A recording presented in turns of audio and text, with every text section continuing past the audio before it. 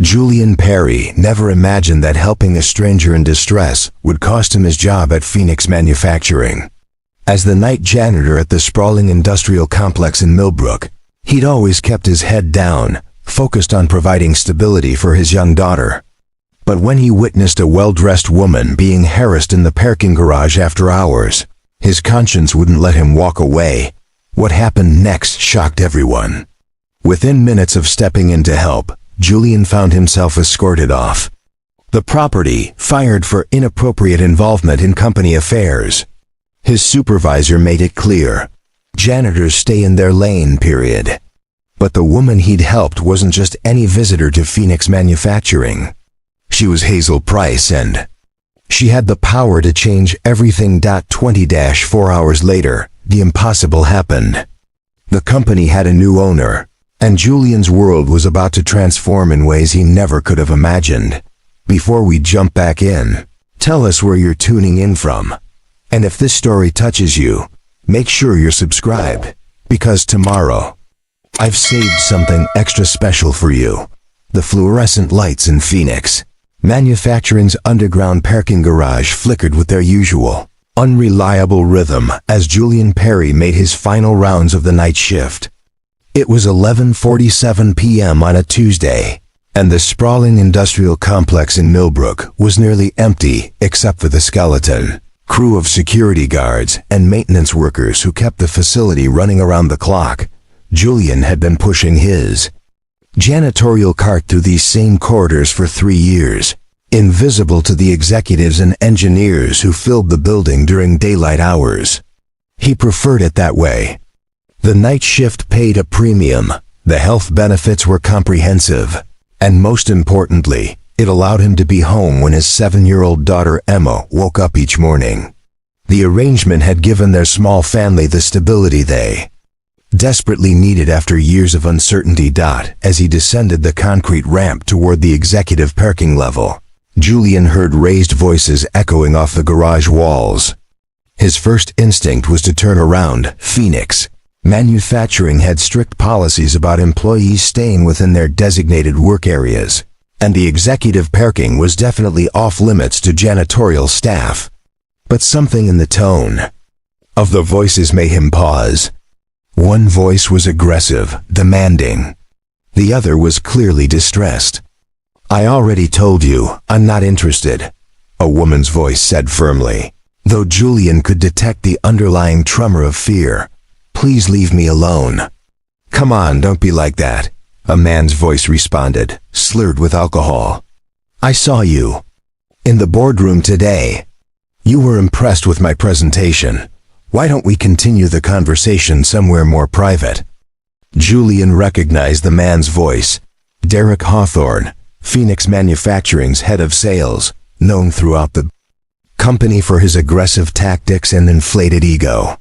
What Julian didn't recognize was the woman's voice, though her polished accent suggested she was someone important, likely one of the visiting executives who had been touring the facility that week. Peering around the corner of a concrete pillar, Julian could see the scene unfolding near the elevator bank. A woman in an expensive navy blue suit was pressed against her car, a sleek black sedan with out-of-state plates. Hawthorne stood uncomfortably close, one hand braced against the car door, effectively trapping her. The woman clutched her briefcase and pursed tightly, her knuckles white with tension.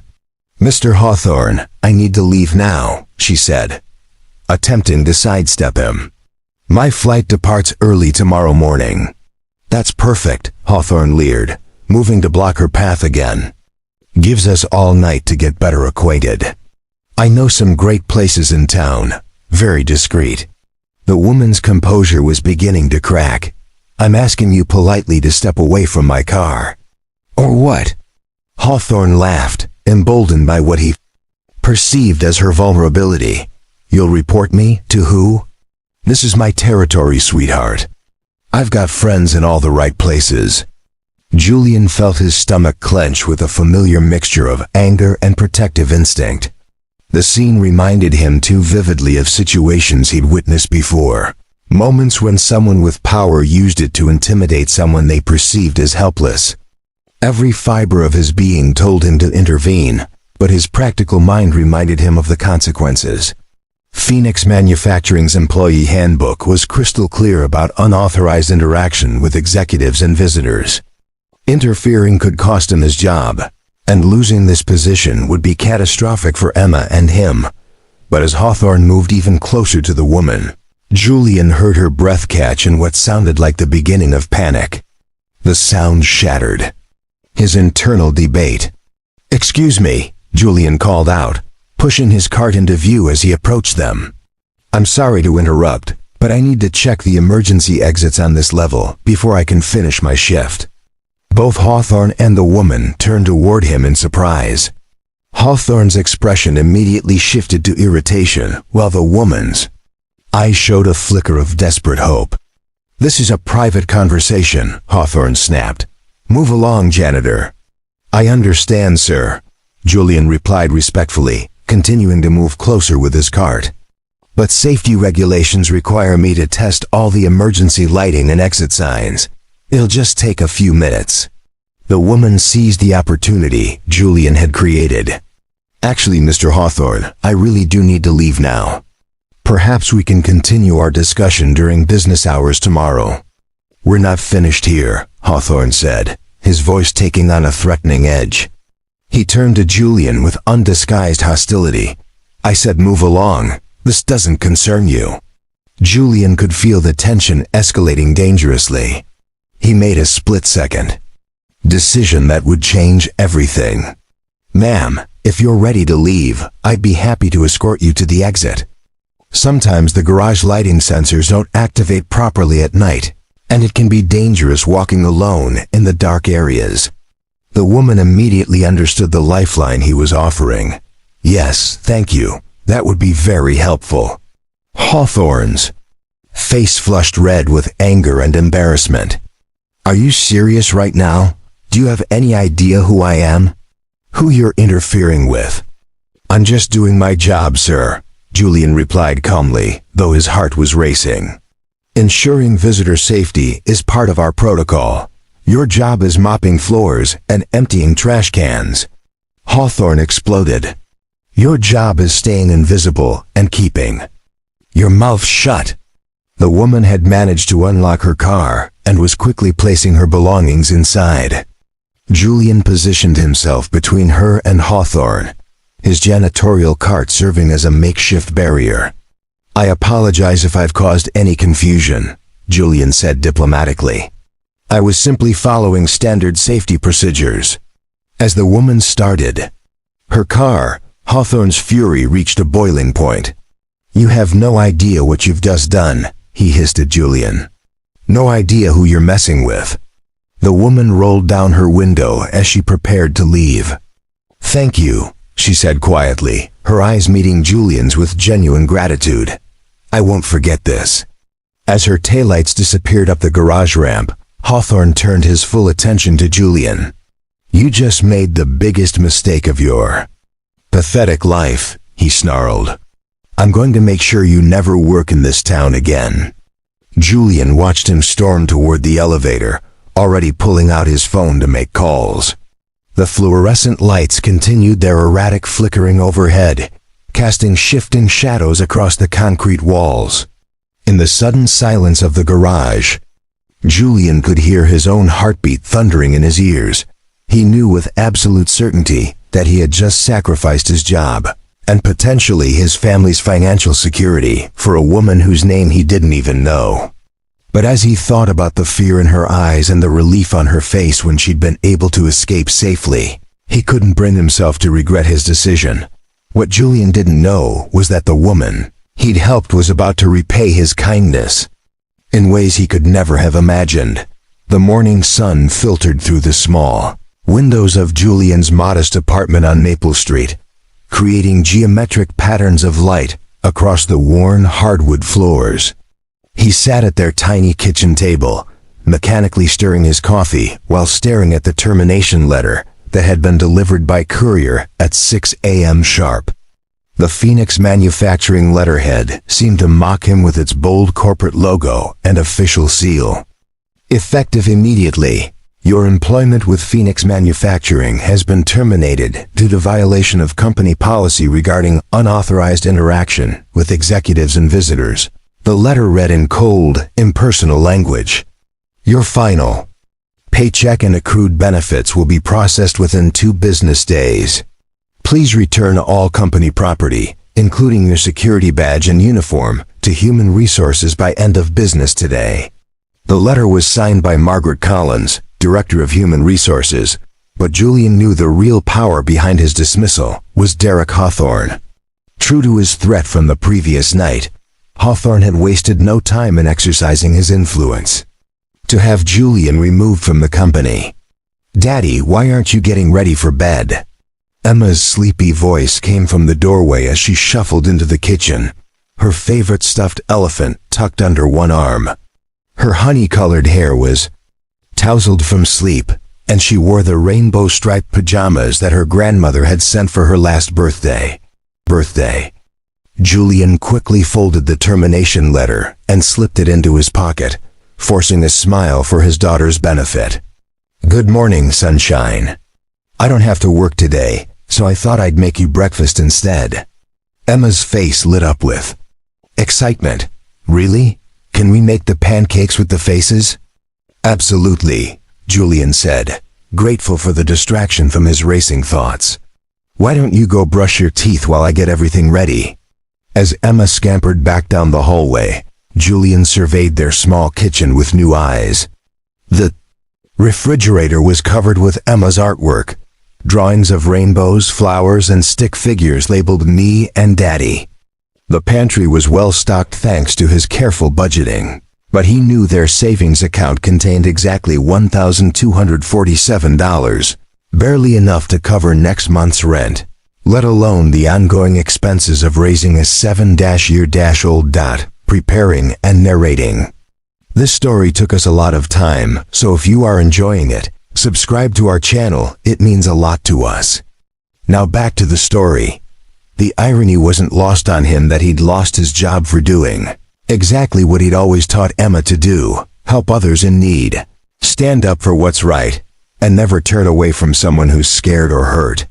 How could he explained to her that sometimes doing the right thing came with a price that seemed impossibly high? Julian had taken the night shift at Phoenix Manufacturing, specifically because it allowed him to maintain a normal schedule with Emma. He could take her to school each morning, be there when she returned in the afternoon, help with homework, share dinner together, and read bedtime stories before heading to work at 10 p.m. Mrs. Patterson, their elderly neighbor, would check on Emma periodically throughout the night, but Emma slept soundly and never felt abandoned or neglected. The arrangement had been perfect for their needs, but Julian knew that finding another job with similar hours and benefits would be nearly impossible, especially with Hawthorne likely spreading word about his unreliable and insubordinate behavior to other companies in the area. "I'm ready for pancakes," Emma announced, bouncing back into the kitchen with her teeth freshly brushed and her hair attempting to be smoothed down. "Can mine have a smiley face with blueberry eyes?" "Of course," Julian said, pulling ingredients from the cabinets. As he measured flour and cracked eggs, Emma climbed onto her usual stool at the counter, chattering about her plans for school that day. "Mrs. Rodriguez says we're going to start learning about community helpers this week," Emma said, swinging her legs. "She wants us to draw pictures of people who help make our neighborhood better. I'm going to draw you." Julian's throat tightened with emotion. "That's wonderful, sweetheart. What are you going to draw me doing?" "Helping people, of course," Emma replied matter-of-factly. "Like when you helped Mrs. Patterson carry her groceries up the stairs when her back was hurting. Or when you fixed the Martinez family's fence after the storm. You're always helping people, Daddy." The simple truth of her observation hit Julian like a physical blow. Emma saw him as a helper, a protector, someone who made their community better. She had no idea that this fundamental aspect of his character, the very thing she admired most about him, had just cost them their financial security.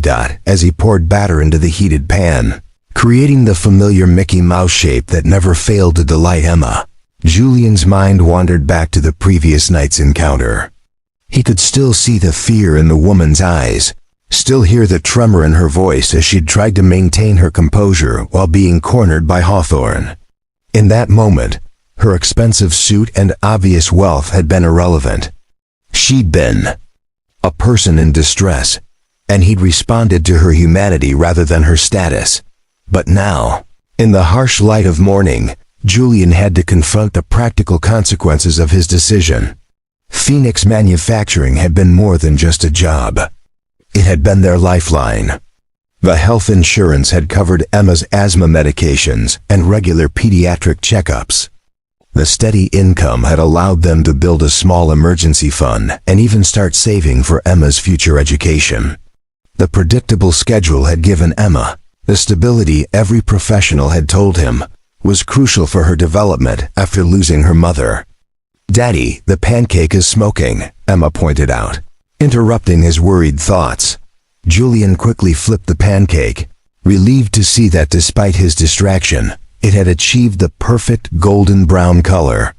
He used a squeeze bottle filled with batter to add the facial features, creating Emma's requested blueberry eyes and a cheerful smile. "Perfect." Emma clapped her hands as he placed the plate in front of her. "It's the happiest pancake ever." As Julian watched his daughter carefully cut her breakfast into small bites, savoring each piece with the pure joy that only a 7-year-old could muster, he made a silent promise.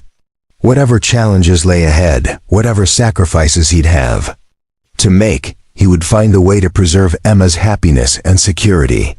She deserved to continue believing that the world was a place where good people helped each other, where kindness was rewarded, and where her father could protect her from anything.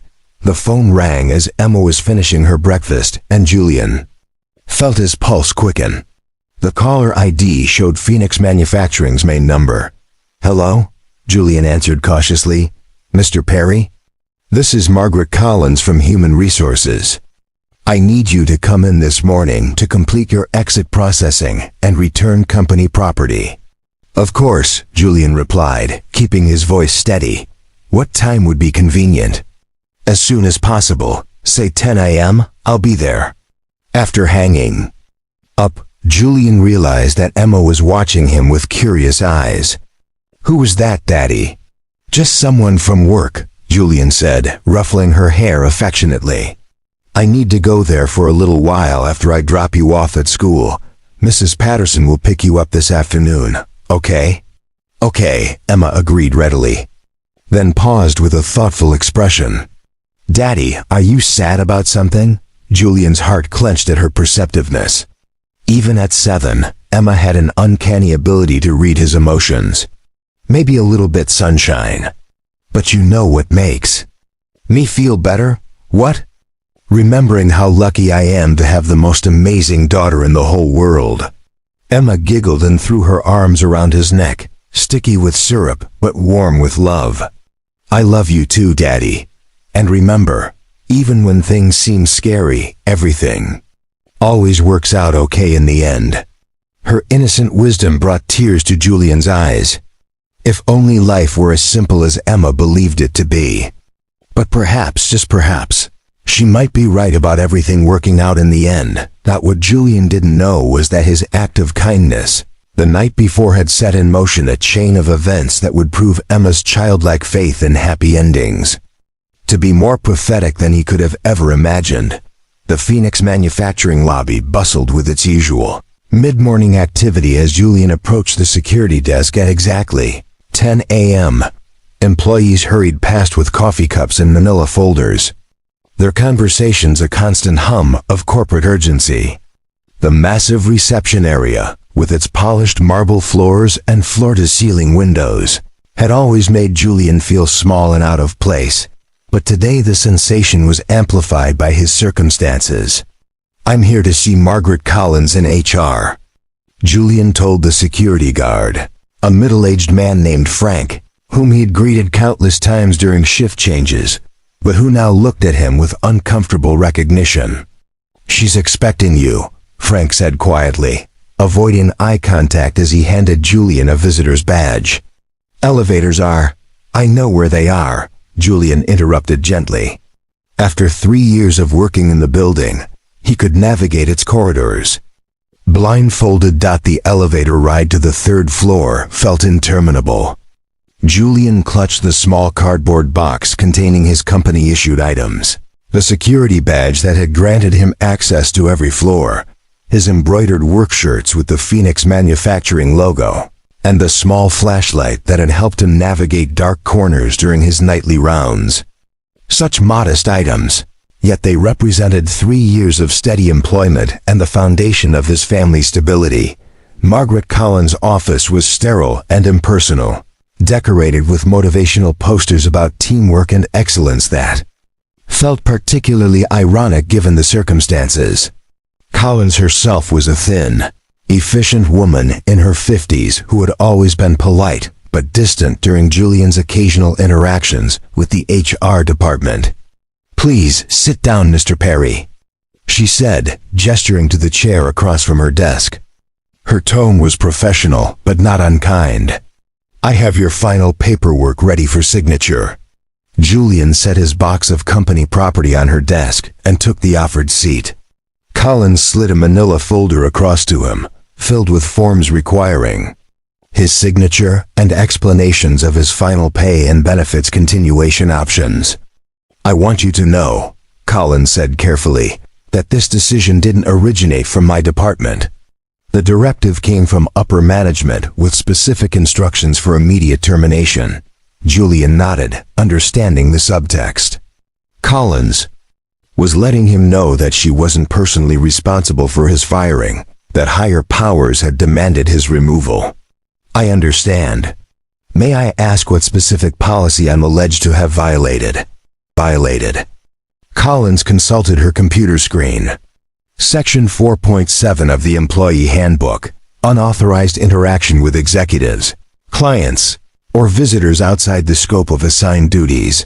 Also Section 6.2, failure to follow direct instructions from supervisory personnel. "I see." Julian had memorized those sections the night before, knowing they would be cited. "And who filed the complaint?" "Derek Hawthorne submitted a detailed incident report this morning, describing your inappropriate interference with his business discussions and your insubordinate response when instructed to leave the area." Julian felt a surge of anger at Hawthorne's characterization of events, but he kept his voice level. "I was performing routine safety checks as required by my shift duties.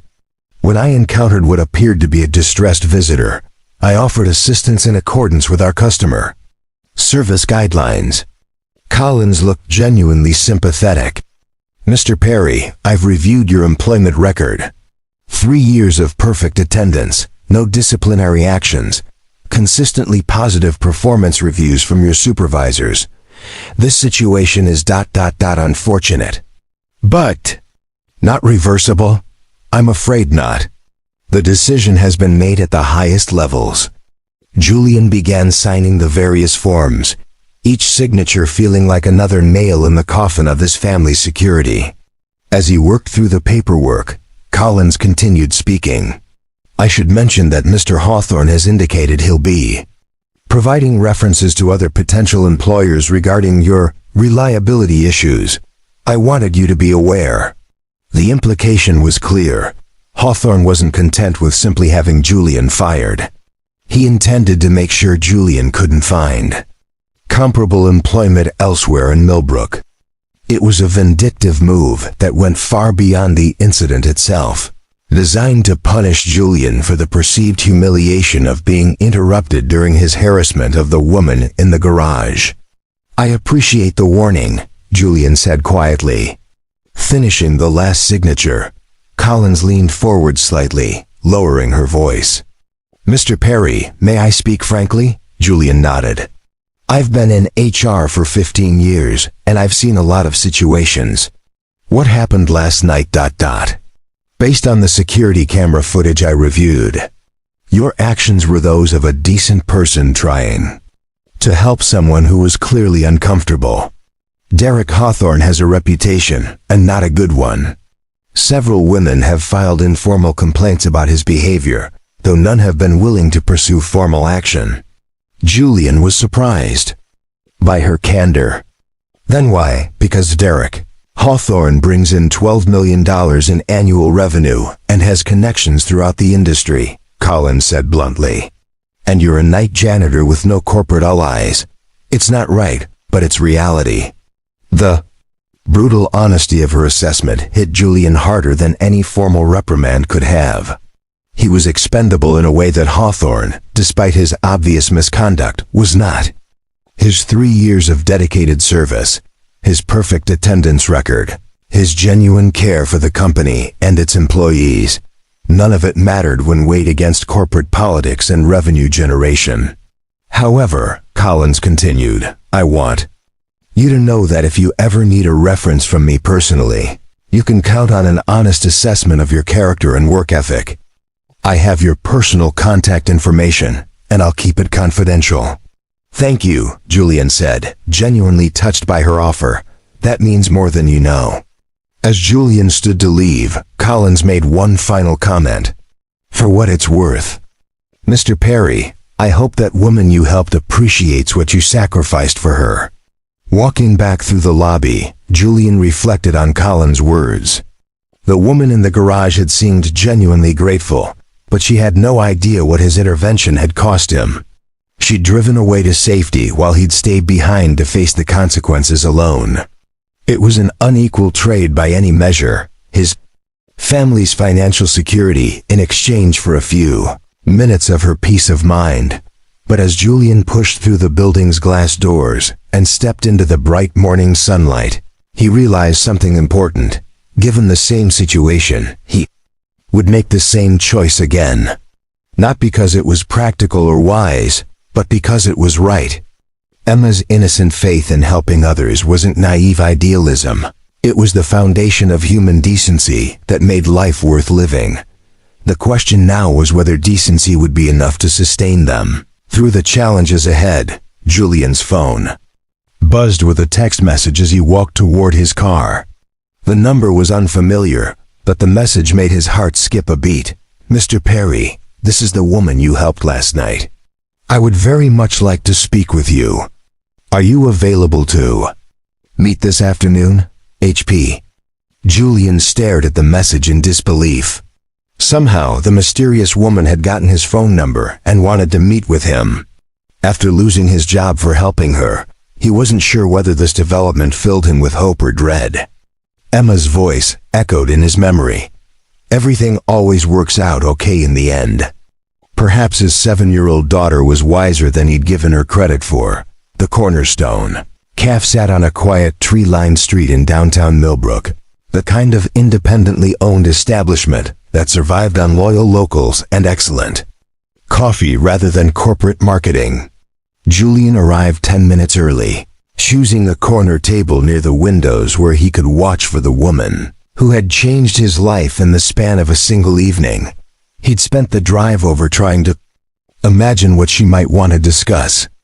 An apology for the trouble his intervention had caused. A thank you gesture. Perhaps a small reward for his help. Or maybe something more concerning. Perhaps she felt guilty about his termination and wanted to offer some form of compensation, which would be both generous and deeply humiliating. At exactly 2 p.m., Julian saw her approach through the cafe's front window. In daylight, without the shadows and tension of the parking garage, she appeared younger than he'd initially thought, probably in her early 30s, with auburn hair pulled back in a sophisticated bun and sharp green eyes that seemed to take in everything around her. She wore a charcoal gray business suit that was clearly expensive but understated, and she moved with the confident stride of someone accustomed to being in control of situations. She spotted Julian immediately and approached his table with a warm smile that transformed her serious features. Mr. Perry? I'm Hazel Price. Thank you so much for agreeing to meet with me. Please, call me Julian, he said, standing to shake her offered hand, "and I should be the one thanking you. I wasn't sure I'd ever have the chance to find out if you were okay after last night." Hazel settled into the chair across from him, and Julian noticed that she'd chosen the seat facing the door, a small detail that suggested she was someone who preferred to maintain awareness of her surroundings.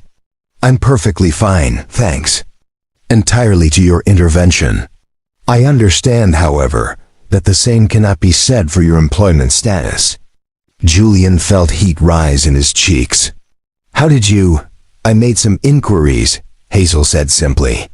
"I also discovered that Derek Hawthorne has been making calls to other companies in the area, sharing his version of last night's events. He's painting you as unstable and unreliable." The confirmation of his worst fears hit Julian like a physical blow. "I see. I'm furious about it," Hazel continued, her green eyes flashing with anger. "What happened last night was harassment, pure and simple. Your response was exactly what any decent person would have done, and you're being punished for it while he faces no consequences whatsoever." Julian appreciated her outrage on his behalf, but he also felt the need to be practical. "I knew there would be consequences when I decided to get involved. Derek Hawthorne isn't exactly known for his forgiving nature." "Tell me about yourself, Julian," Hazel said, leaning forward with genuine interest. "How did you end up working nights at Phoenix Manufacturing?" The question was more complex than she could possibly realize. Julian took a sip of his coffee, buying time to decide how much of his story to share with this woman who was still essentially a stranger, despite the extraordinary circumstances of their meeting. "It's a long story," he said finally. "I have time." Something in her tone, patient, non-judgmental, genuinely interested, encouraged Julian to open up in a way he rarely did with anyone outside his small circle of close friends and family. 5 years ago, I was Dr. Julian Perry, he began. I had a PhD in environmental engineering from Caltech and was working as a senior researcher at Meridian Environmental Solutions in San Francisco. I specialized in industrial waste management and pollution remediation, finding ways to help companies reduce their environmental impact while maintaining profitability. Hazel's eyebrows rose in surprise, but she didn't interrupt. I was married to Sarah, who was a pediatric nurse at UCSF. We had Emma when I was 28, and life seemed perfect. I was being considered for a promotion to department head. Sarah loved her work with sick families, and Emma was this incredible little person who made everything brighter just by existing. Julian's voice grew quieter as he approached the difficult part of his story. When Emma was 2, Sarah started having severe headaches. At first, we thought it was stress from her job. Pediatric oncology is emotionally demanding work. But the headaches got worse, and she started having dizzy spells and memory lapses. Hazel's expression softened with understanding and sympathy. The diagnosis was glioblastoma, Julian continued. An aggressive brain tumor. The doctors gave her 12 to 18 months, but Sarah was determined to fight. We tried everything. Surgery, chemotherapy, radiation, experimental treatments. She survived for 2 years, but the medical bills were astronomical, even with insurance. We exhausted our savings, mortgaged the house, borrowed against my retirement fund. I'm so sorry, Hazel said softly. Sarah died on a Tuesday morning in March, Julian said, the memory still sharp after 3 years. Emma was 4 years old and couldn't understand why Mommy wasn't coming home from the hospital. I had to take extended leave from work to help her through the grief and adjustment, but Meridian was understanding. They held my position and even helped with some of the final medical expenses.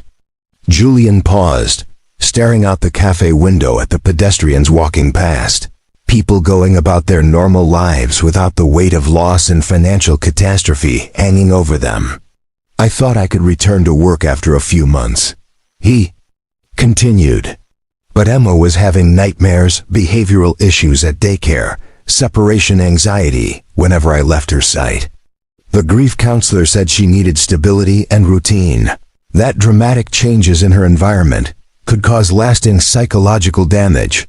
So you stayed home with her for 8 months. I used up all my leave time, then took unpaid time off. Meridian was patient, but eventually they had to fill my position. I was offered a consulting arrangement, working from home on a project basis, but the income was inconsistent and Emma still needed constant attention. Julian managed a wry smile. Turns out that being a single father to a traumatized 4-year-old, while trying to rebuild your career, is more challenging than any environmental engineering problem I'd ever solved. What happened to your financial situation? The medical debt was crushing. Even after Sarah's life insurance payout, we owed over $200,000 to various hospitals and treatment centers. I had to sell the house, liquidate everything of value, and declare bankruptcy. Emma and I moved to Millbrook because the cost of living was lower, and I found the job at Phoenix Manufacturing. Hazel was quiet for a long moment, processing the magnitude of his life's upheaval. You gave up everything for your daughter. I traded everything for my daughter, Julian corrected. My career, my financial security, my professional identity, all of it was less important than making sure Emma felt safe and loved. The night shift at Phoenix was perfect because it allowed me to maintain a normal schedule with her. She never had to feel abandoned or neglected, even though we went from living in a 4-bedroom house in the suburbs to a 2-bedroom apartment above a laundromat. Does she understand what you sacrificed? Julian shook his head. She remembers her mother, but she doesn't understand the financial implications of Sarah's illness or why we had to move. As far as Emma knows, we live in Millbrook because Daddy has a good job here and we're perfectly happy. I've worked very hard to preserve her sense of security, which is now threatened because you helped me.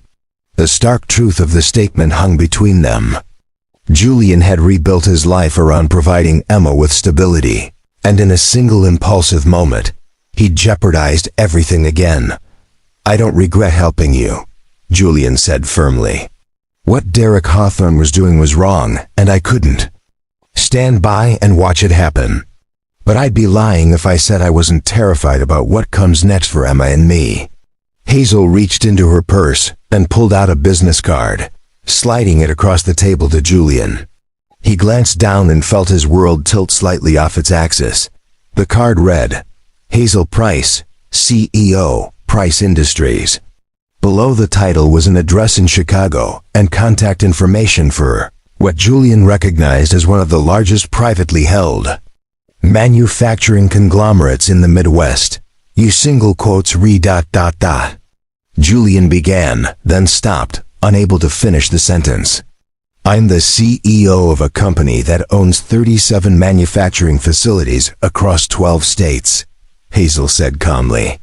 I was in Millbrook yesterday for a potential acquisition meeting. Phoenix Manufacturing has been on our target list for 6 months. Julian stared at her in shock. You were there to buy Phoenix Manufacturing. I was there to evaluate whether Phoenix Manufacturing was worth buying, Hazel corrected. After last night's encounter with Derek Hawthorne, and after learning about your termination today, I've made my decision. She leaned forward, her green eyes intense with purpose. Julian, I want to offer you something that will change both of our lives. But first, I need to know, are you interested in returning to environmental engineering? Julian's mind reeled with the implications of her question and the possibilities it suggested.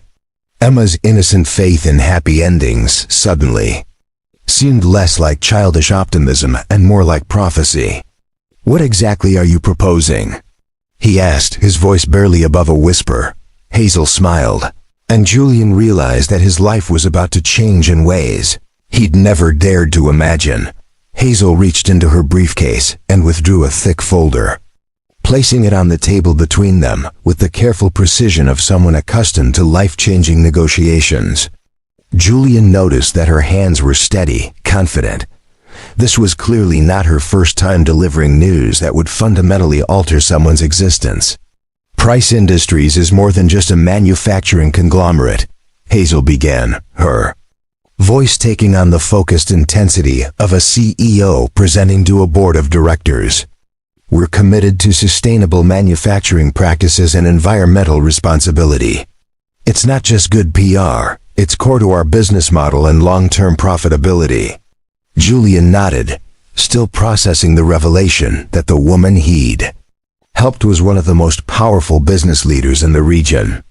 That's impressive, but I'm not sure I understand how this relates to my situation. 3 months ago, I authorized the creation of a new executive position, Director of Environmental Compliance and Innovation. The role would involve traveling to our various facilities, assessing their environmental impact, and developing comprehensive strategies to reduce waste, improve efficiency, and ensure compliance with increasingly strict environmental regulations. Hazel opened the folder and slid a job description across the table. Julian's eyes widened as he scanned the document.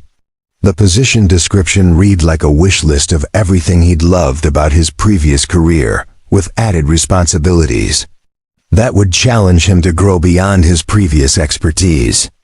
The salary range is $180,000 to $220,000 annually, depending on experience, Hazel continued matter-of-factly. Full benefits, including comprehensive health coverage, dental, vision, and a college savings plan. Company car, travel expenses, and performance bonuses tied to measurable environmental improvements across our facilities. Julian's coffee cup trembled slightly in his hands. The salary alone was more than 5 times what he'd been earning at Phoenix Manufacturing. The benefits package would eliminate every financial worry that had kept him awake at night for the past 3 years. This is incredibly generous, Julian said carefully. But I have to ask, why me? Surely you have access to hundreds of qualified candidates with current experience and without employment gaps. Hazel's expression grew serious. You're right. I could hire someone with a more traditional resume. But I've learned that technical qualifications are only part of what makes someone truly valuable. Character matters more than credentials, and integrity is rarer than expertise. She leaned forward, her green eyes intense. Last night, you saw someone in distress and chose to help, even though you knew it could cost you your job. You put another person's safety above your own security. That kind of moral courage can't be taught or trained. It's fundamental to who you are. Julian felt overwhelmed by her assessment. I just did what anyone should have done. But most people wouldn't have, Hazel replied bluntly. Most people would have kept walking, told themselves it wasn't their business, convinced themselves that the situation wasn't as serious as it appeared. You didn't. You acted, despite the personal cost. She pulled another document from the folder. Price Industries needs someone who will tell me the hard truths about our environmental practices, even when those truths are expensive or inconvenient. We need someone who will prioritize doing what's right over doing what's easy. Your actions last night prove that you're that person. Julian studied the employment contract she'd placed before him, his trained engineer's mind automatically analyzing the terms and conditions. Everything seemed not just fair, but extraordinarily generous. There was even a relocation assistance package worth $25,000 to help with moving expenses. The position would be based in Chicago, Hazel explained, but it involves significant travel. Approximately 40% of your time would be spent visiting our facilities, conducting assessments, and implementing improvements. The rest would be office-based, developing policies and analyzing data. What about Emma? Julian asked, the question that mattered most to him. Price Industries has an excellent partnership with several top-rated private schools in the Chicago area. Emma would have access to educational opportunities that might not be available in Millbrook. We also have on-site childcare for employees, families, and our corporate policy includes flexible scheduling for parents. Julian felt a surge of hope so powerful, it was almost frightening. The opportunity Hazel was offering would solve every practical problem in his life, while returning him to work he was passionate about. But something nagged at him about the timing and circumstances. "Can I ask you something?" Julian said. "How long have you been planning to acquire Phoenix Manufacturing?" 6 months, as I mentioned. "And this position, when did you create it?" Hazel's slight smile suggested she'd been expecting this question. "The position was approved 3 months ago, but we hadn't begun the search process yet. We were waiting until after several acquisition deals were completed. So this isn't a position you created because you feel guilty about my situation?" "No," Hazel said firmly. "This is a position we needed to fill regardless. The fact that you're the perfect candidate became clear after I researched your background this morning. Your termination from Phoenix Manufacturing was wrong and unfair, but it also freed you to pursue opportunities that would have been impossible while you were employed there." Julian appreciated her directness. "You mentioned acquisition. Are you buying Phoenix Manufacturing?" Hazel's expression hardened slightly. "As of this morning, Price Industries has made an offer to acquire Phoenix Manufacturing for $47 million. The offer was accepted an hour ago." Julian nearly choked on his coffee. "You bought the entire company?"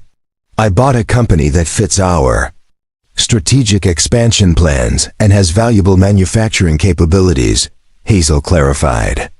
"The fact that Derek Hawthorne works there is an ancillary consideration. What happens to the employees?" "Most will be retained. We believe in preserving jobs and maintaining operational continuity during acquisitions. However, we'll be conducting a comprehensive review of all management positions to ensure they align with our corporate values and standards of professional conduct." The implication was clear. Derek Hawthorne's days at the company were numbered, regardless of his revenue, generation, or corporate connections. "This is all happening very fast," Julian said, still struggling to process the rapid sequence of events. "Sometimes opportunities arise suddenly," Hazel replied. "The question is whether you're prepared to seize them when they do."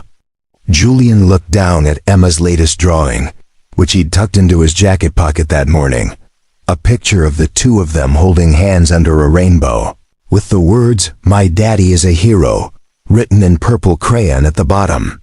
"I need to think about this," Julian said. It would mean uprooting Emma from everything familiar, moving to a new city, starting over again. "Of course. This is a major life decision that affects both of you. Take whatever time you need."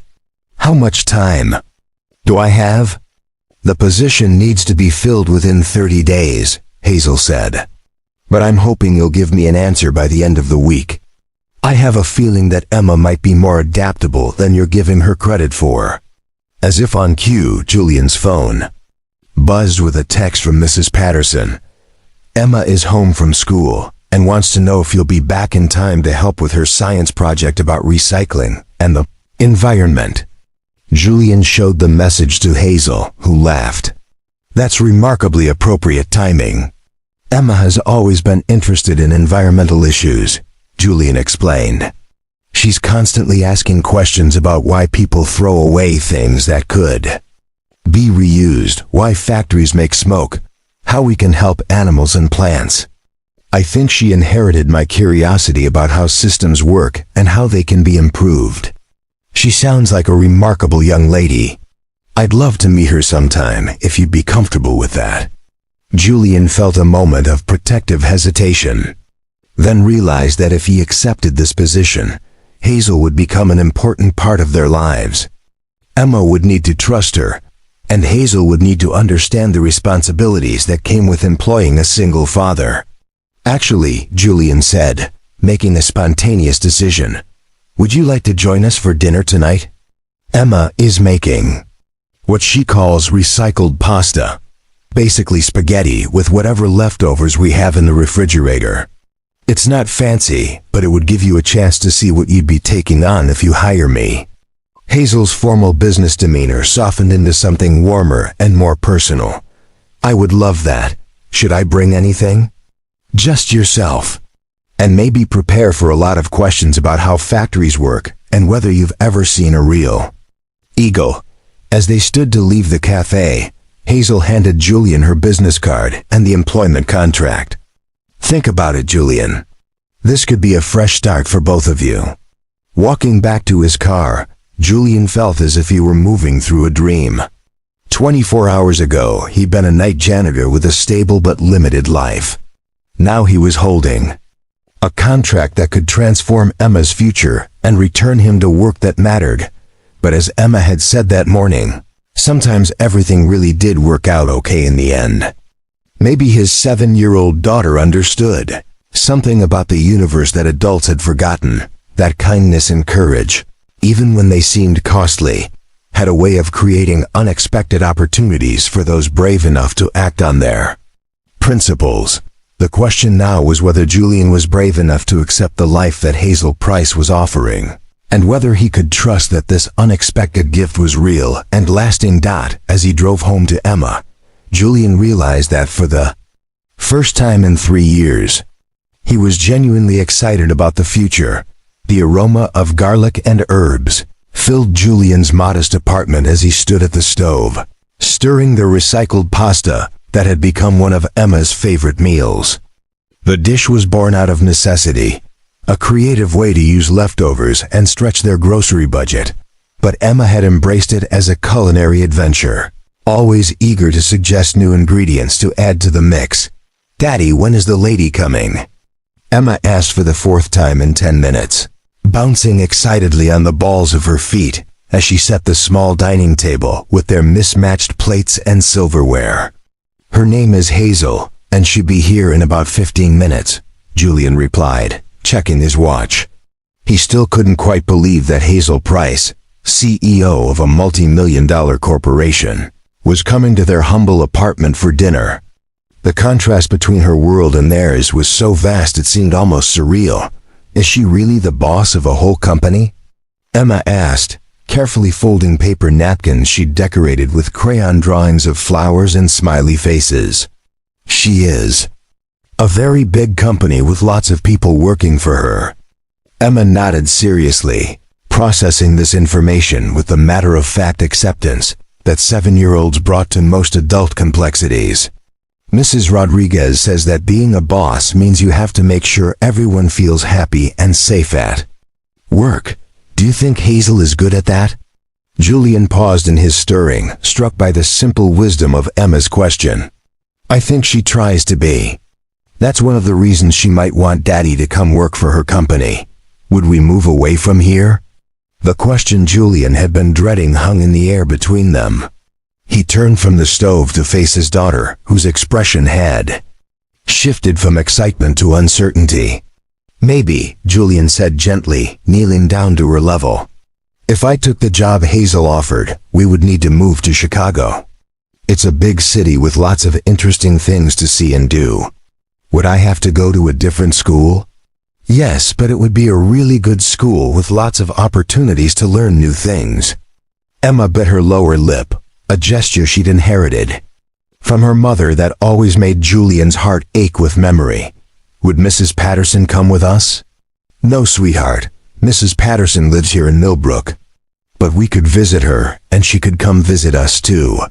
What about my friends at school? Julian felt the weight of responsibility settle heavily on his shoulders. Every decision he made didn't just affect his own life. It shaped Emma's world in ways she was only beginning to understand. The stability he'd worked so hard to create for her would be disrupted once again, just as she was finally settling into the rhythm of life in Millbrook. Change can be scary, Julian said carefully, but sometimes it can also bring wonderful new experiences. Remember when we first moved here from California? You were worried about leaving your old preschool, but then you met Lucy and Sam, and you love your teacher, Mrs. Rodriguez. But what if the new place isn't as good? Then we'll work together to make it good, Julian promised, pulling her into a hug. No matter where we live, the most important thing stays the same, you and me, taking care of each other. The doorbell rang, interrupting their conversation. Emma immediately brightened, her concerns about moving temporarily forgotten in the excitement of meeting their dinner guest. Hazel arrived carrying a bouquet of colorful flowers and a wrapped gift that immediately caught Emma's attention.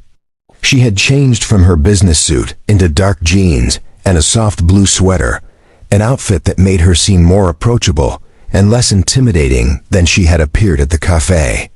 "You must be Emma," Hazel said, crouching down to Emma's eye level with natural ease. "Your dad has told me wonderful things about you. Are those for me?" Emma asked, eyeing the wrapped package with barely contained curiosity.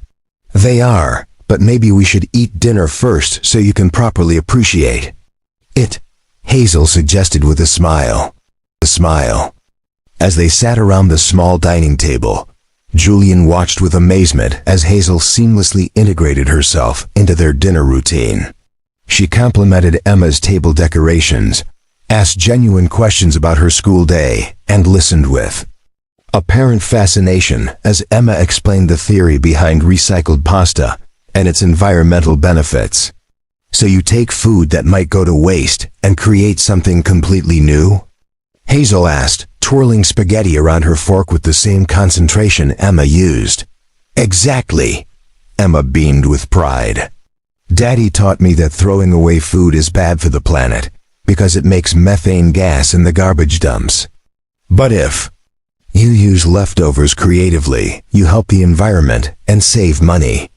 Hazel caught Julian's eye across the table, her expression conveying impressed surprise at Emma's sophisticated understanding of environmental concepts. After dinner, Emma carefully unwrapped Hazel's gift to reveal a beautifully illustrated book about renewable energy and sustainable living, written at a level appropriate for her age group. "This is perfect," Julian said, genuinely touched by the thoughtfulness of the gift. "Emma loves books about science and the environment.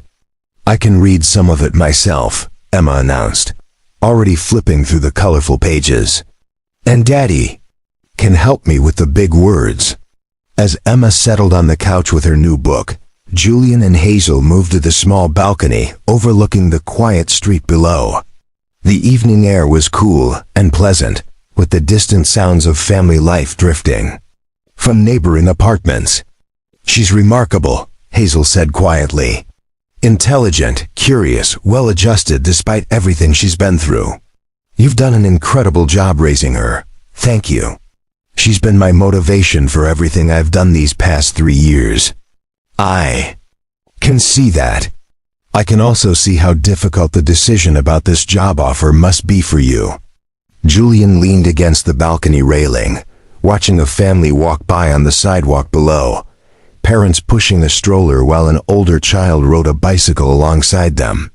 "The opportunity you're offering is beyond anything I could have hoped for. The salary, the benefits, the chance to return to meaningful work. It would solve every practical problem in our lives. But Emma has already lost so much. Her mother, our old life in California, the security of having extended family nearby. She's finally settled here, made friends, adjusted to our new normal. Is it fair to uproot her again for my career aspirations?" Hazel was quiet for a moment, considering his dilemma. "Can I share something with you about my own childhood?" Julian nodded. "My father was in the military, and we moved every 2 to 3 years throughout my childhood. Different states, different countries, different schools, and friends left behind. Each time, I hated it as a kid, the constant goodbyes, the effort of always being the new person, the feeling that I never had a true home. That sounds difficult, it was. But it also taught me resilience, adaptability, and independence. I learned to make friends quickly, to find my footing in new environments, to see change as an adventure rather than a threat. Those skills have been invaluable in my career and personal life." Julian understood the parallel she was drawing, but he also felt the need to advocate for Emma's current stability. Emma isn't a military kid who's been conditioned to expect frequent moves. This kind of change could be traumatic for her. Or it could be exactly what she needs to discover her full potential, Hazel countered gently. The schools in Chicago that Price Industries partners with have programs for gifted students, advanced science labs, opportunities for environmental education that don't exist in Millbrook. Emma is clearly brilliant. Shouldn't she have access to resources that can nurture that brilliance? Through the sliding glass door, they could see Emma curled up on the couch, completely absorbed in her new book. Her lips moved slightly as she sounded out unfamiliar words, her brow furrowed in concentration. "There's something else you should know," Hazel said, her tone becoming more businesslike. "I've been making inquiries about Derek Hawthorne's campaign to damage your reputation in the local job market. It's worse than we initially thought." Julian felt his stomach clench. "How much worse?" "He's contacted 16 different companies in the Millbrook area, painting you as unstable, unreliable, and potentially violent. He's suggesting that you have anger management issues and pose a risk to workplace safety." The extent of Hawthorne's vindictiveness was staggering. "He's systematically trying to destroy my ability to find work here. He's succeeding. I had my people reach out to several companies on your behalf, using hypothetical scenarios. The response was universally negative. Derek Hawthorne's influence in this community is significant, and he's using all of it against you." Julian felt the walls of his carefully constructed life in Millbrook closing in around him. "So even if I don't take your offer, I may not be able to find comparable employment here anyway. That's the reality of the situation, yes. I'm sorry to be the bearer of bad news, but I thought you needed to understand the full scope of what you're facing." The practical implications were clear. Staying in Millbrook might mean accepting a significant step down in employment, possibly retail or restaurant work that wouldn't provide adequate health insurance or stability for Emma. The security he'd been trying to preserve by staying might already be lost. "There's one more thing," Hazel added. "The acquisition of Phoenix Manufacturing will be completed within 2 weeks. As the new owner, I'll be conducting a comprehensive review of all personnel and business practices. Derek Hawthorne will be terminated for cause, based on documented patterns of harassment and misconduct." Julian felt a surge of satisfaction. At the news, followed immediately by concern. "Won't that just make him more vindictive? He'll know that my connection to you led to his firing. Let me worry about Derek Hawthorne. I have resources and legal protections that you don't. What I need from you is a decision about your future." Julian looked through the glass door at Emma, who had fallen asleep on the couch with the book still open in her lap. Her face was peaceful, trusting, completely confident that her father would make the right choices for their life together. "How long do I have to decide?" Julian asked. "I need an answer by Friday," Hazel said. "The position needs to be filled quickly, and there are logistics to consider if you accept: relocation assistance, school enrollment for Emma, transitioning you into the role. 4 days to make a decision that would determine the trajectory of both their lives."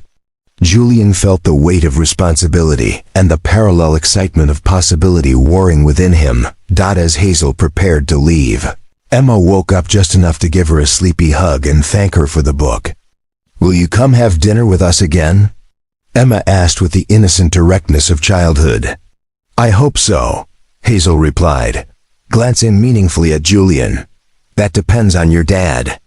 After Hazel left, Julian carried Emma to her bed and tucked her in with her favorite stuffed elephant. As he turned to leave, her sleepy voice stopped him. "Daddy, I like Hazel. She listens when I talk, and she gave me a really good book. I'm glad you liked her, sweetheart. If we moved to Chicago, would I get to see her more?" Julian was surprised by the question. "Probably yes. Why?" "Because I think she's lonely. Really successful people are sometimes lonely because other people are scared of them. But I'm not scared of her." Once again, Emma's perceptive wisdom caught Julian off guard. What makes you think she's lonely? The way she smiled when we invited her to stay for dessert. Like she doesn't get invited to things very often. Emma yawned and snuggled deeper into her pillow. Maybe if we moved to Chicago, we could be her family too. Not like a real family, but like chosen family. Mrs. Rodriguez taught us about that. As Julian kissed Emma's forehead and turned off her bedroom light, he realized that his 7-year-old daughter might have just provided the clarity he'd been searching for. Emma wasn't just resilient, she was wise, empathetic, and ready for whatever adventures lay ahead. The question was whether Julian was brave enough to trust in their shared future and take the leap that would change everything. Friday was only 4 days away, and the decision that would reshape their lives was waiting for his answer. Thursday morning arrived with an unseasonably cold rain that turned Millbrook streets into rivers of gray water and reflected neon. Julian stood at his apartment window, watching Emma's school bus disappear around the corner, when his phone rang with a number he didn't recognize. Julian Perry? The voice was crisp, professional, but carried an undertone of concern that immediately put Julian on alert. Speaking. This is Amanda Chun, Director of Human Resources at Price Industries. Ms. Price asked me to contact you regarding some irregularities that have come to our attention concerning your background verification. Julian's blood ran cold. Irregularities? We've received several concerning communications about your employment history and character references. I think it would be best if we discuss this in person. Are you available to meet today? The carefully neutral tone couldn't mask the seriousness of the situation. Julian's mind raced through possible explanations, but he already knew the source of these irregularities. Derek Hawthorne wasn't content with simply destroying Julian's prospects in Millbrook. He was actively sabotaging the opportunity with Price Industries. Of course, where would you like to meet? There's a conference room available at the Millbrook Business Center on Oak Street. Can you be there at 2 p.m.? I'll be there. After hanging up, Julian sat heavily on his couch, staring at the employment contract from Price Industries that lay on his coffee table. He'd spent the past 3 days reviewing the terms, researching schools in Chicago, and slowly building excitement about the possibility of returning to meaningful work. Now it seemed Derek Hawthorne was determined to poison even this unexpected opportunity.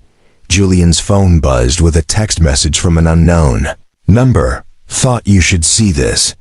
Attached was a screenshot of an email that made Julian's hands shake with rage.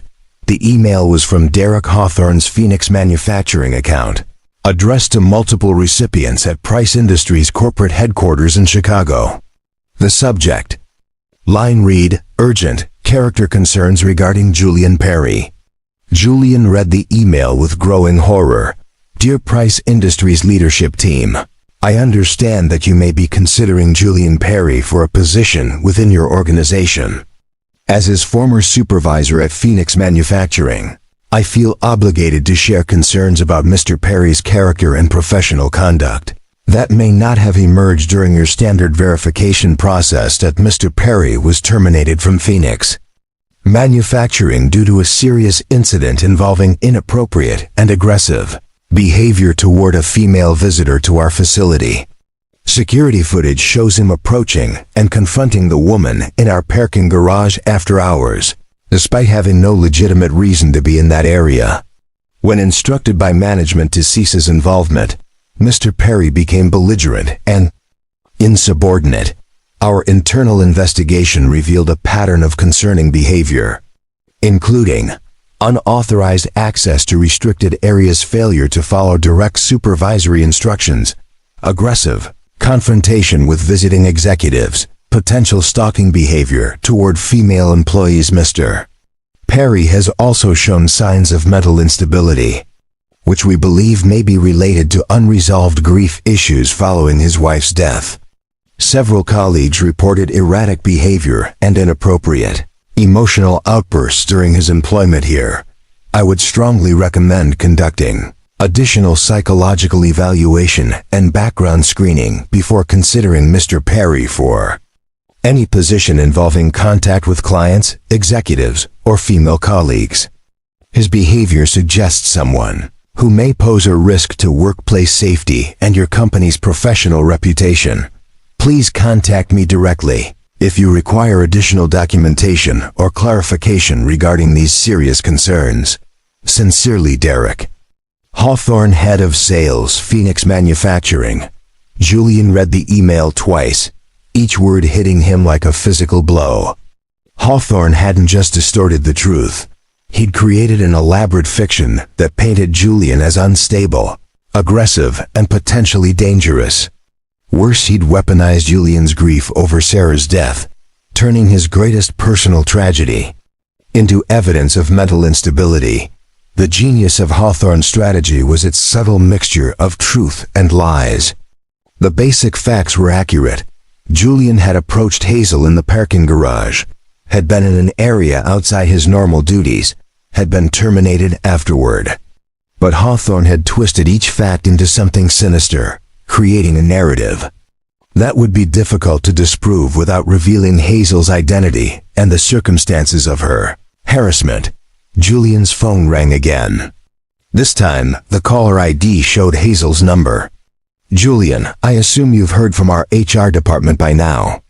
Amanda Chun called this morning. She wants to meet at 2 p.m. to discuss irregularities in my background verification.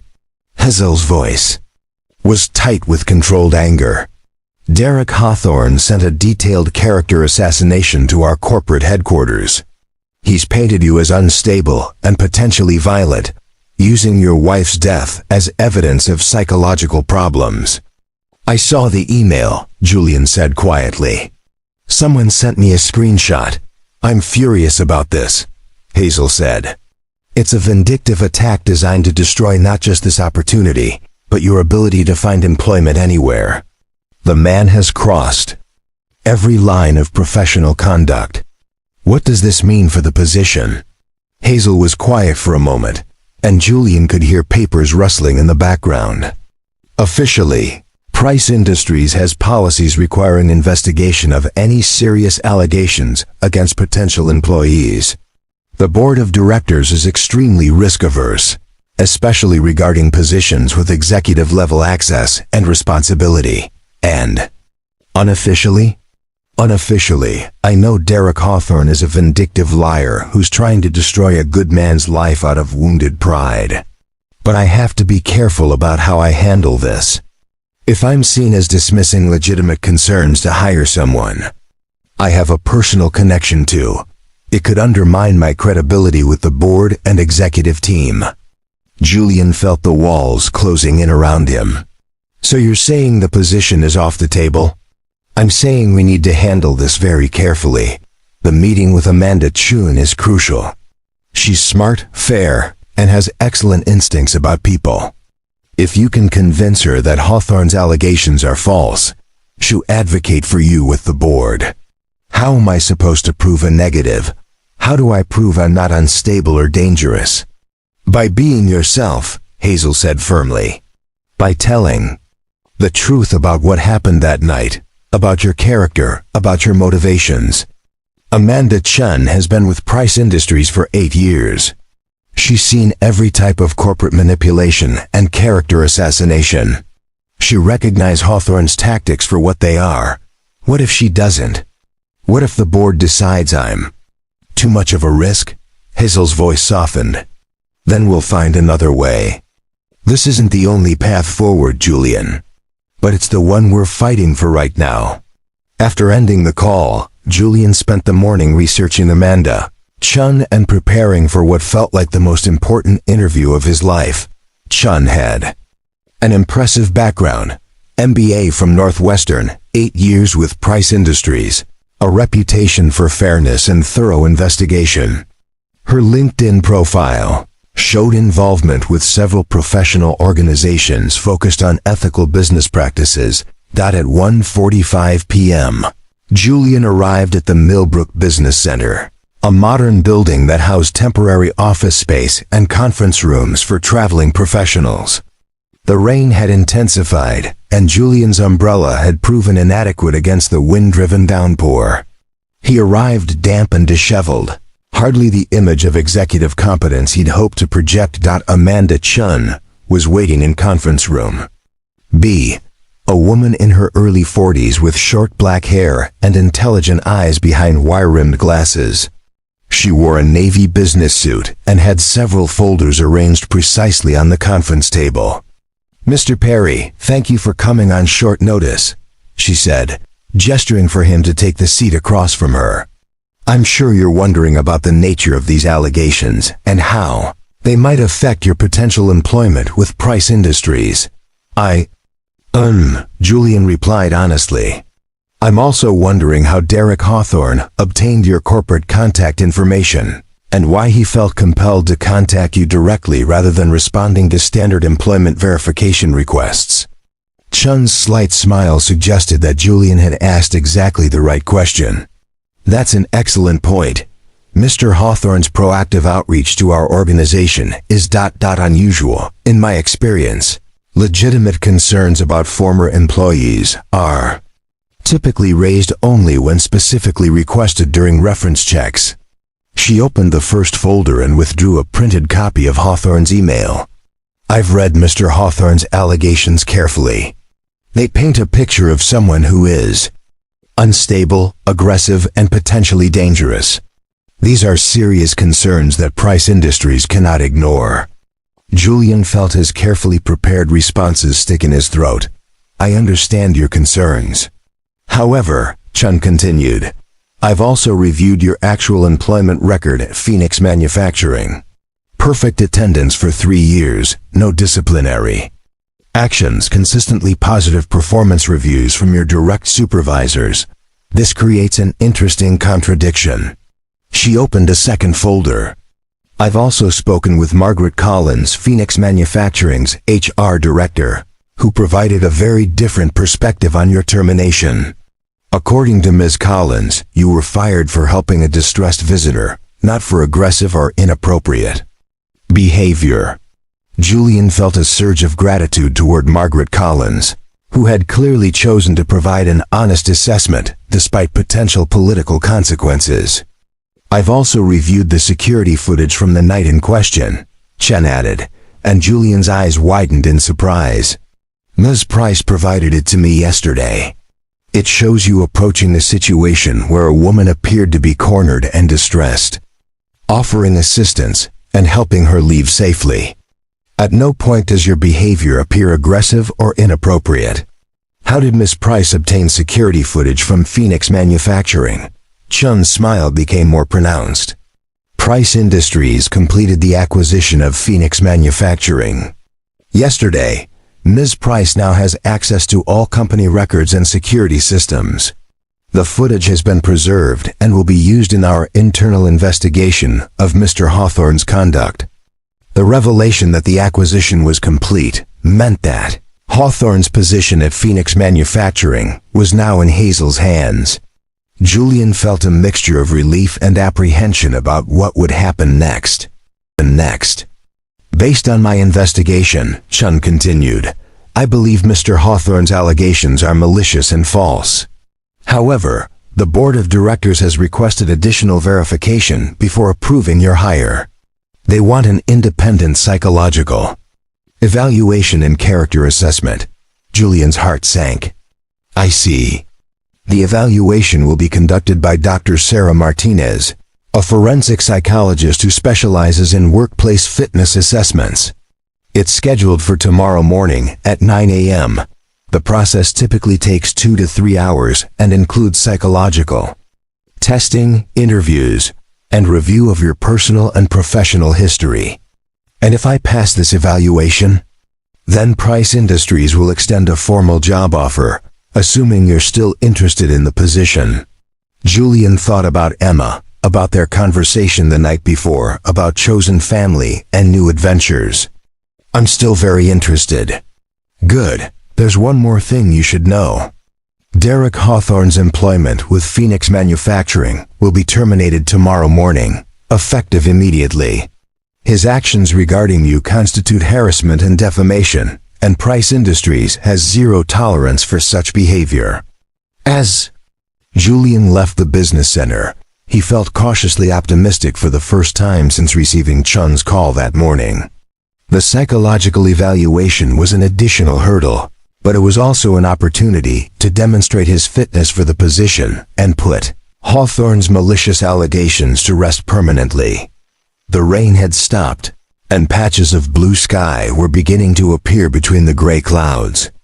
Julian took it as a positive sign as he drove home to pick up Emma from school. Tomorrow would determine whether Derek Hawthorne's vindictive campaign would succeed in destroying Julian's future, or whether truth and justice would finally prevail.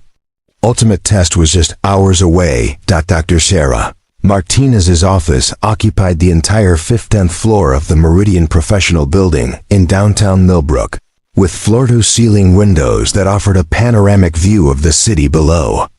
Julian arrived 15 minutes early for his 9 a.m. appointment, using the extra time to study the diplomas and certifications that lined the reception area walls. Dr. Martinez's credentials were impressive: Ph.D. in clinical psychology from Johns Hopkins, specialization in forensic psychology and workplace assessments, published researcher in the field of psychological fitness evaluations. The receptionist, a kind-faced woman in her 60s, offered Julian coffee and assured him that Dr. Martinez was looking forward to their session. Julian declined the caffeine, knowing his nerves were already running high enough without additional stimulation. At exactly 9 a.m., Dr. Martinez emerged from her office. She was a woman in her early 50s with graying brown hair and warm brown eyes that seemed to take in everything about Julian in a single glance. She wore a professional but approachable outfit, a burgundy blazer over dark slacks, and her handshake was firm and confident. "Mr. Perry, thank you for coming in today. I know this process can feel intimidating, but I want you to know that my role is to conduct a fair and thorough assessment, not to validate or disprove anyone's preconceptions about you." Julian appreciated her directness. "I understand. I'm here to answer any questions you have honestly and completely." Dr. Martinez's office was designed to be both professional and comfortable, with soft lighting, neutral colors, and 2 leather chairs positioned at an angle that encouraged conversation rather than confrontation. She gestured for Julian to take one chair while she settled into the other, a thick folder and digital tablet within easy reach. "I've reviewed the allegations made by Derek Hawthorne," Dr. Martinez began without preamble. "I've also reviewed your employment history, personal background, and the security footage from the incident in question. Today's evaluation will help me determine whether there's any factual basis for Mr. Hawthorne's concerns about your psychological fitness and potential risk to workplace safety." Julian nodded, feeling the weight of everything that depended on the next few hours. Emma's future, his career prospects, their financial security, all of it rested on his ability to demonstrate his mental stability and professional competence to this woman who would ultimately decide his fate. "Let's start with your personal history," Dr. Martinez said, consulting her notes. "You lost your wife Sarah to brain cancer 3 years ago, after a prolonged illness that resulted in significant medical debt and career disruption. How has that experience affected your mental health and emotional stability?" The question went straight to the heart of Hawthorne's accusations. Julian took a deep breath, knowing that his answer would set the tone for everything that followed. "Sarah's illness and death were the most devastating experiences of my life," Julian said honestly. "I went through periods of depression, anxiety, and overwhelming grief. I sought counseling both during her illness and after her death, and I continue to see a therapist periodically when I need support managing the ongoing challenges of single parenthood." Dr. Martinez made notes on her tablet. "That sounds like a healthy response to trauma. Can you tell me about any instances where your grief or stress may have affected your professional performance or interpersonal relationships? Julian considered the question carefully. During the 8 months after Sarah's death, when I was out of work caring for Emma, I was probably not at my best emotionally. I was overwhelmed, exhausted, and struggling to figure out how to be both father and mother to a traumatized 4-year-old. But once I started working at Phoenix Manufacturing, I was very careful to keep my personal struggles separate from my professional responsibilities. How did you manage that separation? Partly through therapy, partly through establishing clear routines and boundaries. My shift was from 10 p.m. to 6 a.m., which meant I could be fully present for Emma during her waking hours and process my own emotions during work hours when necessary. I never brought personal problems into the workplace or allowed them to affect my job performance. Dr. Martinez nodded thoughtfully. I've spoken with Margaret Collins, your former HR director, and your direct supervisor at Phoenix Manufacturing. Both described you as reliable, professional, and emotionally stable throughout your employment there. How do you reconcile that with Mr. Hawthorne's allegations about erratic behavior and emotional outbursts? Julian felt a surge of anger at the mention of Hawthorne's lies, but he kept his voice steady. I can't reconcile it because it's not true. Derek Hawthorne had minimal contact with me during my 3 years at Phoenix Manufacturing. His allegations are based on a single incident where I intervened to help a woman who was being harassed. His description of my behavior is completely false. Tell me about that incident in your own words. Julian recounted the events of that night in detail, his routine security rounds, hearing the distressed voices in the parking garage, witnessing Hawthorne's harassment of Hazel, his decision to intervene, and the immediate consequences that followed. As he spoke, Dr. Martinez took detailed notes, occasionally asking clarifying questions about his thought process and motivations. At what point did you decide to intervene? She asked.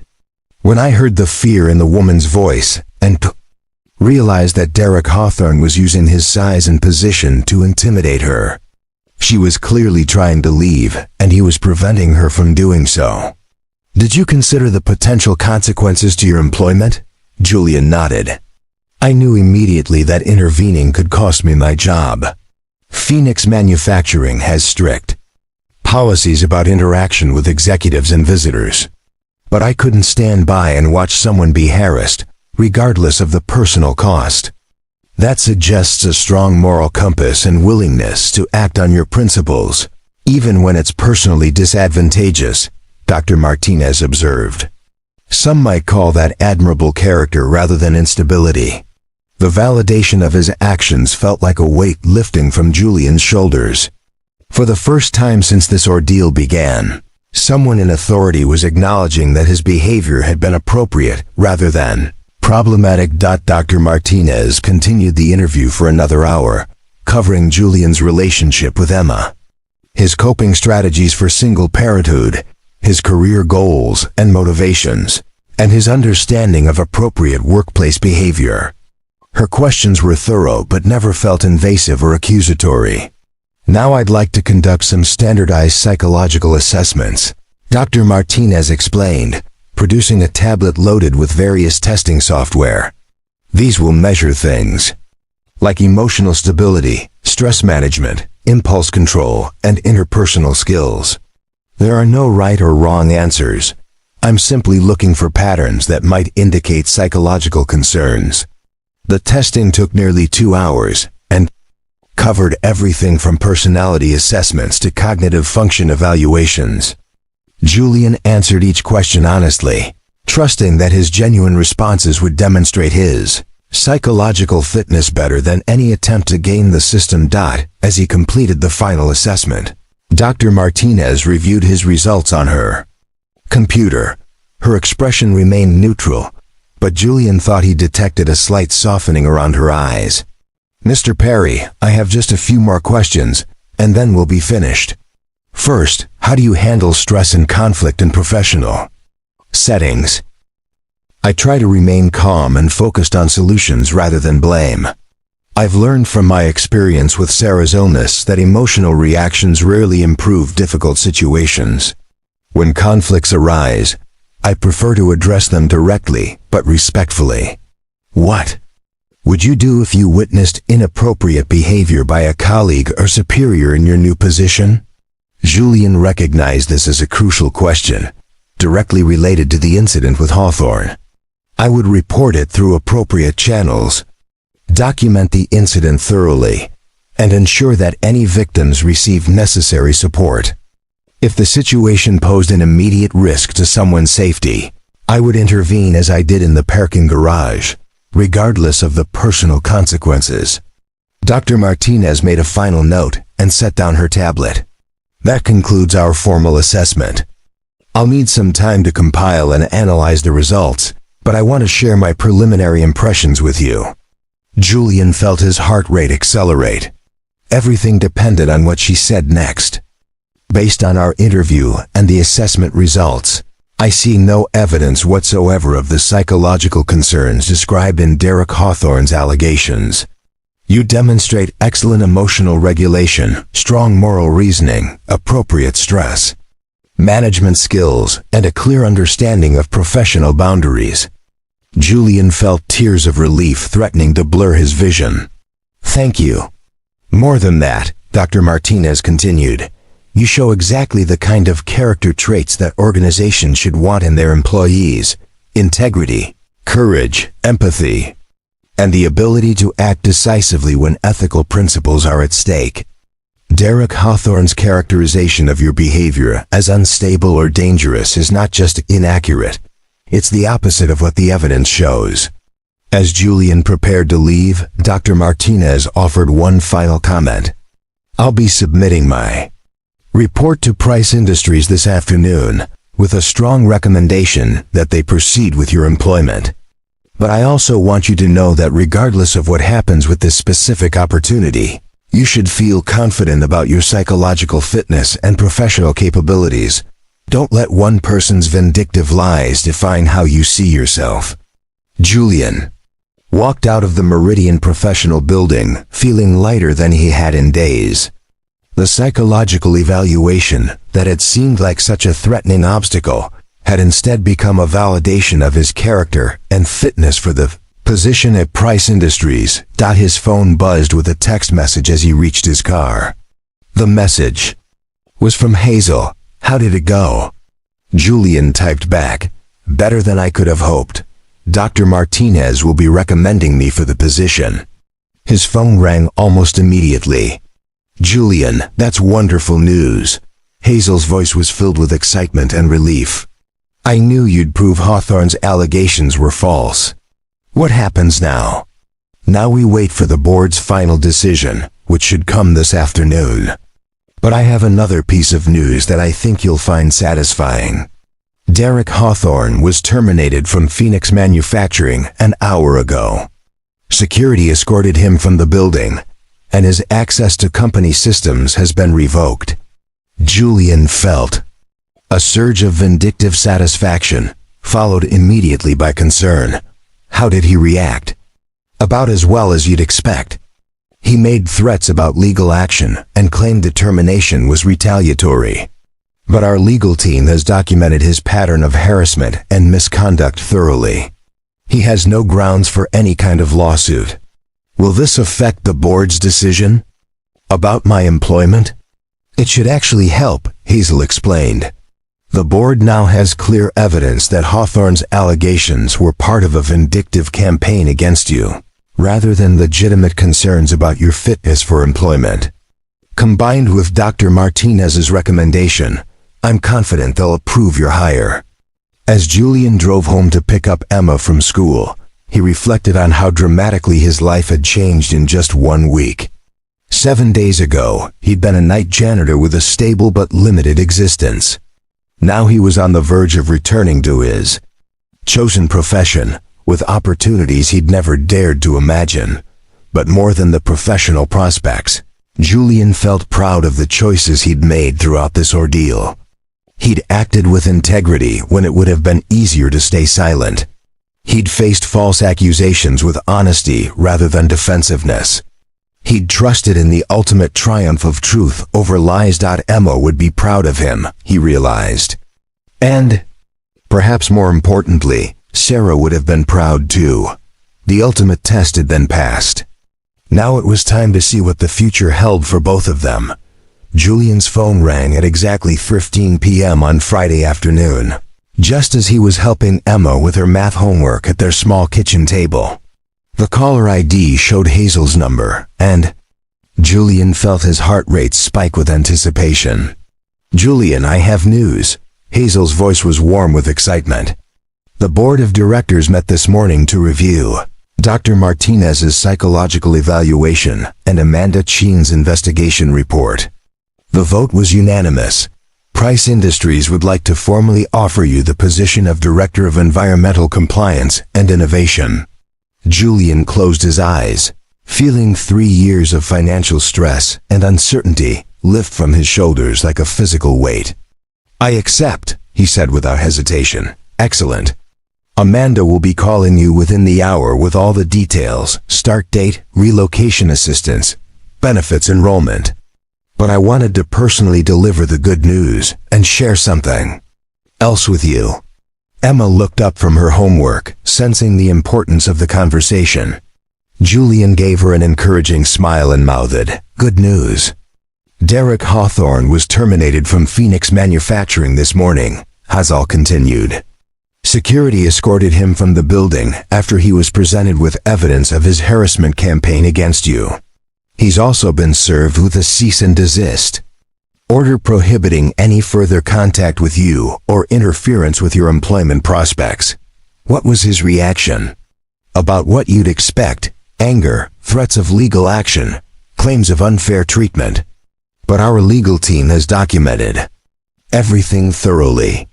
He has no grounds for any lawsuit, and several companies in Millbrook have already been contacted to clarify the false statements he made about you. Julian felt a surge of vindictive satisfaction, quickly followed by profound relief. The shadow that had hung over his reputation and future prospects was finally lifted. "There's something else," Hazel added, her tone becoming more personal. "Emma mentioned at dinner that she thinks I might be lonely. She's a remarkably perceptive young lady. I was wondering if you'd both like to visit Chicago next weekend to look at apartments and schools before you make your final move. I'd love to show Emma some of the opportunities that will be available to her." Julian looked at his daughter, who was now openly listening to the conversation with bright, curious eyes. "What do you think, sunshine? Want to take a trip to Chicago to see where we might live?" Emma's face lit up with excitement. "Can we see Hazel's office and maybe a real laboratory?" "I'm sure we can arrange that," Julian laughed. Feeling lighter than he had in years. After ending the call, Julian knelt down to Emma's level. "So, what do you think about our big adventure?" Emma threw her arms around his neck. "I think Mommy would be proud of you, Daddy. You helped someone who needed help. And now good things are happening because you were brave." Julian felt tears sting his eyes.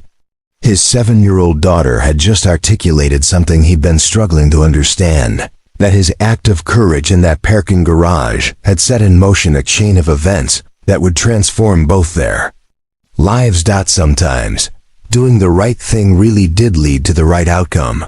6 months later, Julian stood at the floor-to-ceiling windows of his corner office on the 23rd floor of Price Industries Chicago headquarters, watching the morning sun reflect off Lake Michigan in the distance. The city stretched out below him, bustling with energy and possibility, a far cry from the quiet streets of Millbrook, where he'd once pushed a janitorial cart through empty corridors. His office walls displayed framed certificates recognizing the environmental improvements he'd implemented across Price Industries facilities: a 40% reduction in waste production, 25% decrease in energy consumption, and 3 major sustainability awards from industry organizations. But the item he treasured most was Emma's latest drawing: prominently displayed on his desk. A picture of the three of them, Julian, Emma, and Hazel, standing in front of the Chicago skyline with the words, "Our chosen family," written in purple crayon. "Daddy!" Emma's voice echoed through the office as she burst through the door, her school uniform slightly disheveled from her after-school science club. At 8 years old, she had grown more confident and curious, thriving in the advanced academic environment of her new school. "How was science club today, sunshine?" Julian asked, pulling her into a hug. "We learned about renewable energy storage systems, and I told Mrs. Franklin about your project at the Wisconsin facility with the solar panels and battery backups. She said maybe you could come speak to our class about environmental engineering." Julian smiled, remembering when Emma used to struggle to pronounce environmental. Now she discussed complex scientific concepts with the enthusiasm of a budding researcher. "I'd love to speak to your class. But right now, we need to get ready. For dinner, Hazel is picking us up at 6. Emma's face brightened even more. "Are we going to that restaurant with the herb garden on the roof?" "We are. It's Hazel's favorite place." As they gathered their things, Julian reflected on how naturally their lives had intertwined with Hazel's over the past months. What had started as professional gratitude had evolved into genuine friendship, and recently, something deeper. Hazel had become a constant presence in their lives, attending Emma's school plays, joining them for weekend trips to museums and parks, even helping with homework when Julian was traveling for work. The transformation in Julian's own sense of purpose was equally profound. He was no longer the invisible night janitor, overlooked and undervalued. He was Dr. Julian Perry again, respected for his expertise, sought after for his insights, making meaningful contributions to environmental sustainability on a corporate scale. The work energized him in ways he'd forgotten were possible. During the drive to dinner, Emma chattered excitedly about her upcoming science fair project, while Hazel listened with genuine interest, asking thoughtful questions that encouraged Emma to think more deeply about her hypotheses. "You know," Hazel said as they were seated at their table overlooking the city, "I've been thinking about something Emma said a few months ago, about chosen family." Julian felt his pulse quicken, sensing the importance of whatever Hazel was about to say. "I've spent my entire adult life focused on business success, convinced that professional achievement was enough to create a fulfilling life, but watching you two, being welcomed into your world, has shown me what I was missing." She reached across the table and took Julian's hand. "I love you both. I love Emma's curiosity and wisdom. I love your integrity and courage. And I love the way you've made me feel like I belong somewhere for the first time in my life." Julian felt tears blur his vision as he squeezed her hand. "We love you too." Emma, who had been listening with the serious attention she brought to all important adult conversations, suddenly announced, "Does this mean we're officially a real family now, not just chosen family?" Hazel laughed, the sound warm and full of joy. "I think it does, if that's what everyone wants." As Julian looked around the table at the two most important people in his world, he thought about the circuitous path that had brought them here. A single act of courage in a parking garage had cost him one life and given him another, better, richer, more meaningful than anything he could have imagined. Emma had been right that night when she'd said everything always works out okay in the end. Sometimes it just takes longer than expected, and sometimes the happy ending looks different than what you originally planned, but it was worth the wait. Up next, you've got 2 more standout stories right on your screen. If this one hit the mark, you won't want to pass these up. Just click and check them out. And don't forget to subscribe and turn on the notification bell so you don't miss any upload from us.